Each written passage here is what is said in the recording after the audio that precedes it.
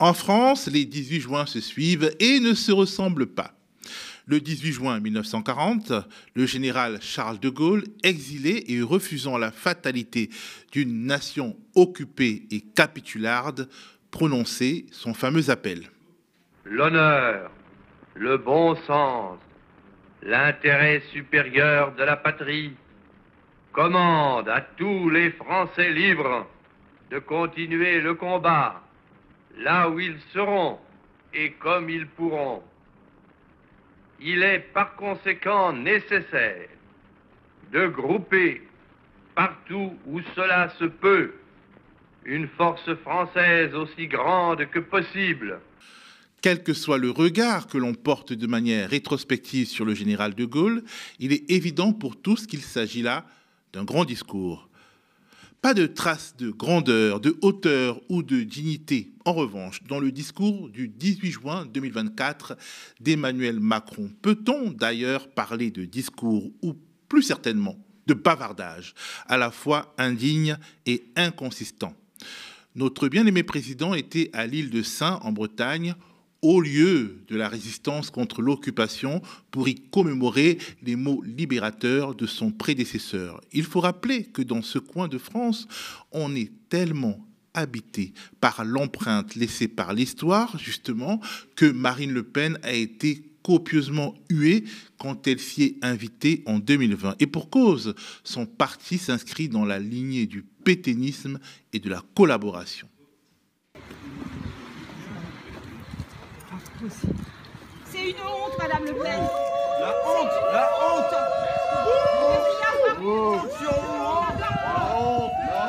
C'est la provocation à l'état pur. 4 ans plus tard, le lointain successeur de Charles de Gaulle vient sur les lieux et parle comme s'il était le directeur de campagne de Jordan Bardella. Comme s'il n'avait l'intention de faire campagne qu'en s'appuyant sur des thématiques exploitant les paniques morales, voire sur des fake news pures et dures. Accrochez-vous bien, car vous allez passer un moment pas si évident. On l'écoute. Encore une fois, moi j'ai confiance dans l'intelligence des Françaises et des Français. Et ils voient bien quelles sont les offres. Le Rassemblement national et ses associés, ils proposent des choses qui peut-être font plaisir aux gens. Enfin, c'est 100 milliards par an. C'est 100 milliards par an. Ils proposent de nationaliser les autoroutes, de revenir sur la réforme des retraites.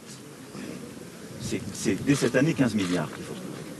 Ils proposent de faire ils rasent gratis sur l'énergie. J'ai pas fait de fausses promesses en français. J'ai compris, fait les choses dures que je m'étais engagé à faire. Et puis de l'autre côté, à l'extrême gauche, c'est 4 fois pire en termes de coûts. Et puis il n'y a plus de laïcité. Ils reviennent sur les lois d'immigration qu'on a faites, qui permettent quand même de réguler et qu'on doit maintenant mettre en œuvre. Et puis il y a des choses complètement ubuesques, comme par exemple échanger de sexe en mairie. Bon. Mais qu'est-ce qu'il ne faut pas entendre? Ces propos sont terribles. Terribles parce qu'ils jouent essentiellement sur des paniques morales bien identifiées chez des électeurs retraités et à la droite de l'échiquier politique. Terribles parce qu'ils atteignent un niveau inégalé de fake news prononcées avec un aplomb bien macronien. Terrible aussi, parce qu'objectivement, en les prononçant, Emmanuel Macron ne joue pas seulement le jeu du Rassemblement national. Il endosse le costume de directeur de campagne de Jordan Bardella, car il ne faut pas se leurrer. Les critiques qu'il émet vis-à-vis de l'extrême droite et de la gauche valorisent très clairement la première par rapport à la deuxième. Et les mensonges éhontés concernent uniquement la seconde. Récapitulons. À l'extrême gauche, c'est 4 fois pire en termes de coûts. Déjà, placer le nouveau Front populaire à l'extrême gauche, c'est jeter à la poubelle les verdicts du Conseil d'État, normalement placés sur la protection du chef de l'État, qu'il est, et qui représente la clé de voûte des institutions, s'il l'a oublié. En effet, le 11 mars dernier, le Conseil d'État a rendu une décision importante après avoir été saisi par le Rassemblement national qui contestait son rattachement à l'extrême droite dans les classifications officielles du ministère de l'Intérieur à l'occasion des dernières élections sénatoriales. En effet, il faut savoir que l'administration française reconnaît 6 blocs En effet, il faut savoir que l'administration française reconnaît 6 blocs de clivage qui regroupent chacun les sous-familles des grandes familles politiques qui sont dénommées extrême gauche, gauche, centre, droite, extrême droite, etc. Qu'a donc dit le Conseil d'État ? En rattachant la nuance politique Rassemblement national au bloc de clivage extrême droite, la circulaire attaquée n'est entachée d'aucune erreur manifeste d'appréciation. Elle ne méconnaît pas davantage, en tout état de cause, le principe d'égalité en procédant à un tel rattachement tout en attribuant la nuance gauche aux formations politiques Parti communiste français et la France insoumise. Gauche donc, gauche, pas extrême gauche. On résume. Le ministère de l'Intérieur, qui procède directement d'Emmanuel Macron, considère que la France insoumise, car c'est elle qui est visée, est de gauche et pas d'extrême gauche. Le Conseil d'État, plus haute juridiction administrative aussi. Le consensus des chercheurs en sciences politiques aussi.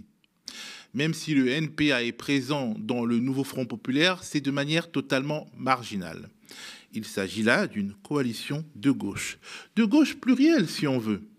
Mais le président est en mode « Je m'en fous, je m'en moque, je m'emballe, ça m'est égal. » Continuons.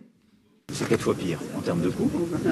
Oui, vous avez bien entendu. L'extrême gauche, c'est 4 fois pire. 4 fois pire que l'extrême droite. On notera qu'il a fait une pause avant de dire en termes de coût. Bon, d'abord, il est où son chiffrage ? C'est au doigt mouillé, un chiffre sorti direct de son chapeau ? On n'en saura rien parce que personne au Café du Commerce ne vous demande vos sources. Emmanuel Macron parle de coût, mais oublie de dire que le programme du nouveau Front populaire, qui est considéré comme crédible par de nombreux économistes, en France comme à l'étranger, hétérodoxes comme mainstream, prévoit également des recettes. Que la nature de ces recettes l'irrite au point où il ne veuille même pas y penser, pourquoi pas ? Mais elles existent, ces recettes, comme l'expliquait l'économiste Michael Zemmour sur France Info. Le programme du Front populaire trace des perspectives pour ces nouvelles recettes.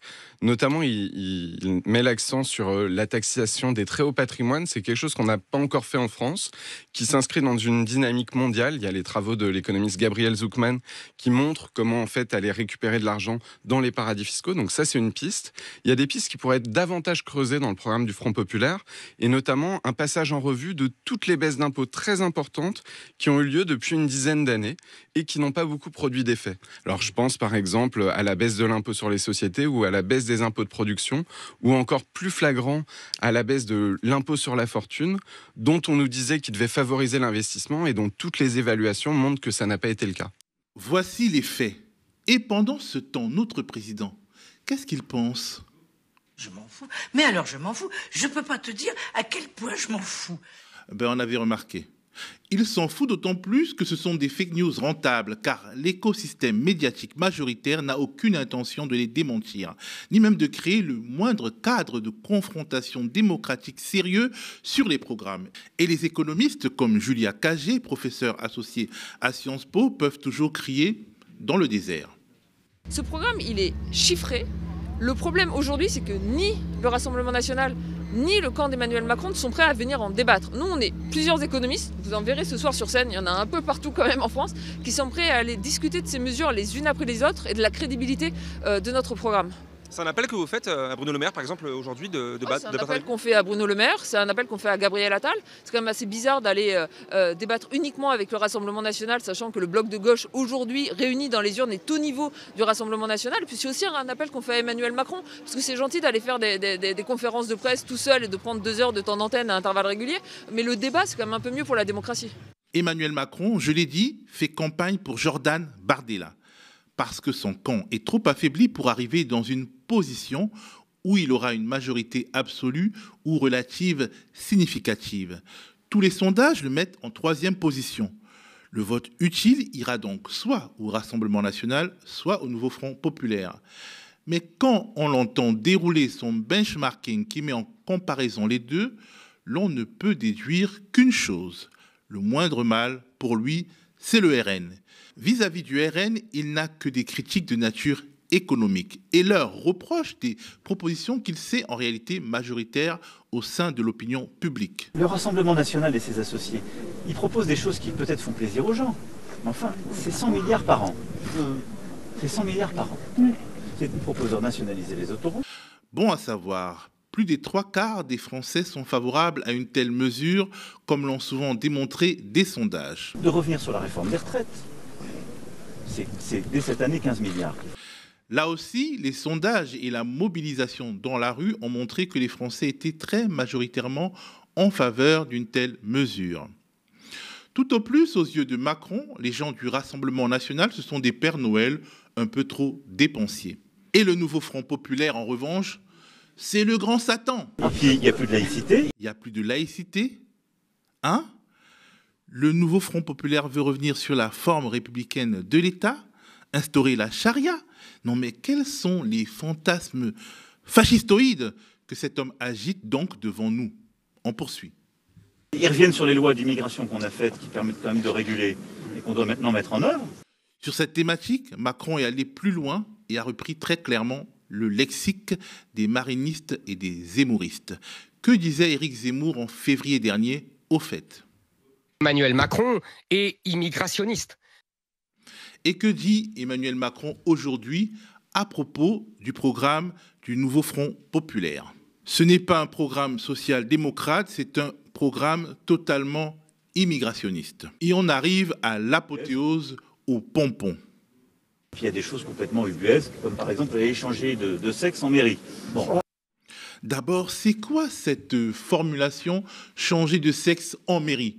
Genre, il y aura des médecins qui vont vous opérer dans des officines sombres au fond de la mairie de votre village. Oh là là, mon bon monsieur, tout fout le camp.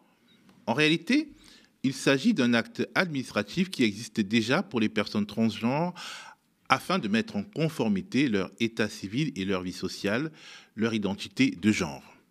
Il s'agit du changement de la mention du sexe et non du sexe sur des documents tout simplement. Aujourd'hui, il se fait au tribunal et le nouveau Front populaire propose de le faire en mairie pour rapprocher, pour simplifier. Ce n'est pas ubuesque.